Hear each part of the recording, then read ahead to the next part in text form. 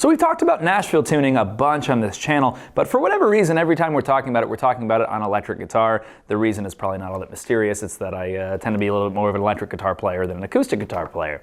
But Nashville tuning actually originated on an acoustic guitar, so we wanted to give it a little bit of a run on acoustic guitar and talk about how it works and, ideally kind of hear it versus a regular acoustic guitar. So if you don't know what Nashville tuning is, I'll cover the basics real quick. What you're basically doing is taking the second chorus from a 12-string set of strings. We actually have a Nashville tuning set of strings so that you don't have to waste 6 strings. But what happens is your E and your B are in the same octave as normal. But then when you get through the E through G, the bottom 4 strings on the guitar, they're all up an octave relative to normal. So that sounds like this. Now, it's kind of a crazy idea, right? So why would anybody do this in the first place? Well, in Nashville recording studios back in the day, they found that a regular acoustic guitar sometimes just didn't really sit right in the mix. You wanted that strummy kind of high pattern, but you don't always need all that low-mid resonance that you get from a boxy acoustic guitar in a mix. So somebody, cleverly developed this tuning as a way to get that nice strummed flavor of an acoustic guitar without having it kind of compete with the mids with everything else. So I'm here with Andy today, who has a regular, normal set of strings on his acoustic guitar, and I have this Hohner. It's actually a kind of a cool guitar. It's a Gruen design Hohner. George Gruen designed these in the very, very early 90s or late 80s. Great guitar, even though it's super cheap. But this guy is strung up in Nashville. It's our 12 to 28 set, is that right? 24? Which sounds really, really great for this particular tuning. Is even better than using the second chorus of a 12-string set the way you normally would, because you actually get some thicker strings. You really don't need like 10s. In Nashville on an acoustic guitar. It's just way too thin. So we're going to be able to kind of compare what these two different things sound like and even show you one super cool trick that you can use Nashville tuning for at home. So let's jump in. Just first, I guess we can just both kind of play some chords so that you can hear the difference in general. You want to do like a little GCD thing and then I'll Sure, that sounds good.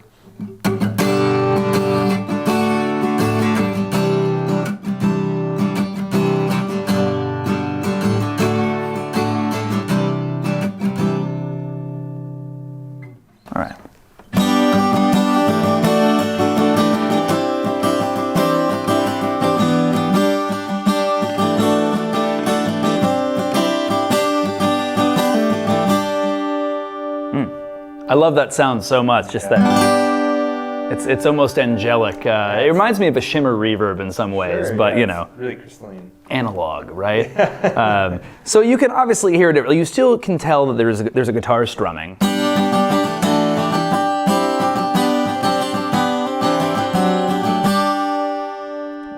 But it's all up here. It's all in the upper register. You don't have any of that boxiness at all. Even if you were to drop a Neumann U87 or a large diaphragm condenser on here, I still don't think you'd get it because there's not that much information in the room. It's just all that top end of a guitar. Yeah. I've talked about in electric videos, I enjoy playing this on electric because I can just solo like I normally would, but it's it's just kind of fun having it double back in that way. Yeah. But what we wanted to show you is not only just the difference in sound between the two. I think you know what an acoustic guitar sounds like, and you've probably heard us talk enough about Nashville that maybe you've tried it on your own or maybe you're just on the fence. But something that's really cool that you can do is you can simulate a 12-string acoustic guitar just by taking your guitar, tracking a normal part with a standard set of strings, and then switching to Nashville and tracking that same thing. And it sounds like a 12-string guitar. And I've actually never done this split stereo to really hear in a recording. So we wanted to try that a little bit today. So we'll just play that same little GCD thing, cool. but at the same time. So 1, 2, 3, 4.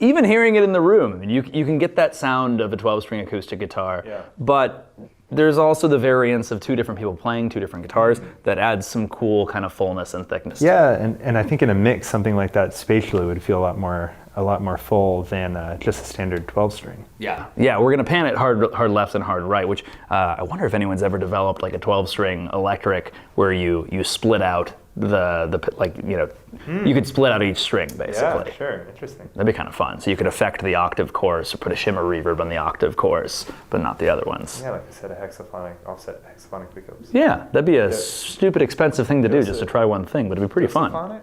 Dosophonic? D-O-C-E? Oh, would it be dodecaphonic? Dodecaphonic. Decimal. Decimal is base 12. Decimal. Yep. Dosophonic? Mm-hmm. Dosophonic. Dosophonic. Nice. I like dodecaphonic. Dodecaphonic is more fun.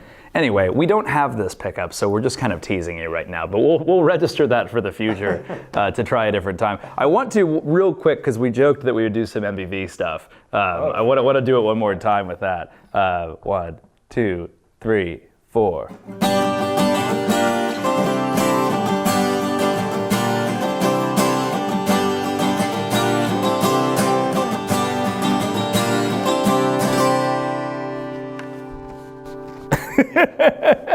Need one of those Gretsch acoustics that have an actual tremolo on them. But all in all, I think it's super cool. I'd never done it. I can't believe I've never done it on the channel of actually playing an acoustic guitar in Nashville. I don't even know if I've owned an acoustic guitar I've kept set up in Nashville. I have to say that Nashville designed Nashville tuning guitars. I didn't even think about that. Yeah, the Gruen designed Nashville acoustic guitar. Yeah, not so bad. Yeah. Hopefully this has been inspirational to you out there and you might consider giving this a try. Seriously, Nashville is one of the simplest rutbuster things that you could ever possibly find because it's just, all your chords are the same, all your scales are the same, but the notes and the octaves that they're in are not exactly what you're expecting. So it's a great way to kind of vary up a guitar or take a guitar that you don't play at all. Like we all have that Squire somewhere, that we don't use. It's a great way to have just something different from it or make it a more useful studio tool. Sure. So if you do want to check it out, we actually have Nashville string gauge sets now available at stringjoy.com. We have a set of 12s for acoustic and a set of 10s for electric. And if you want to vary it up from that and go crazy, we can also do this as a custom set. So check us out at stringjoy.com and maybe bring a little Nashville to wherever you're at.